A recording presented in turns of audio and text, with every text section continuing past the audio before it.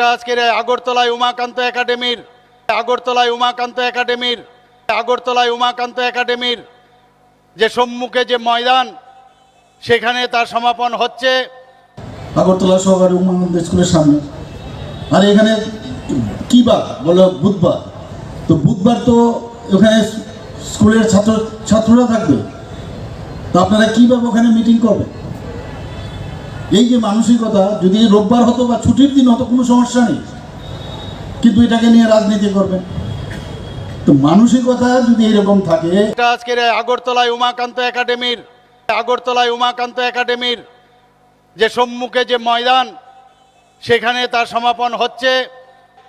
সেই উপলক্ষে আজকে মঞ্চে উপস্থিত আছেন আমাদের সর্বভারতীয় সভাপতি জেপি নাড্ডাজি, উপস্থিত আছেন ভারতীয় জনতা পার্টির ত্রিপুরা প্রদেশের মাননীয় সভাপতি রাজীব ভট্টাচার্য মহোদয়, উপস্থিত আমাদের ত্রিপুরা সরকারের মাননীয় উপমুখ্যমন্ত্রী জিষ্ণু দেববর্মা মহোদয়, উপস্থিত আমাদের প্রাক্তন মুখ্যমন্ত্রী তথা রাজ্যসভার সদস্য শ্রী বিপ্লব কুমার দেব। আমি বলেছি বার্তা কবে উমাকান্ত স্কুলে তখন অলরেডি স্কুল চলবে, স্কুল বন্ধ করে কি ওনাদের প্রোগ্রাম হবে নাকি? উমাকান্ত স্কুলে তখন অলরেডি স্কুল চলবে, স্কুল বন্ধ করে কি ওনাদের প্রোগ্রাম হবে নাকি? তারা তো বিবেকানন্দ মাঠও পায়নি।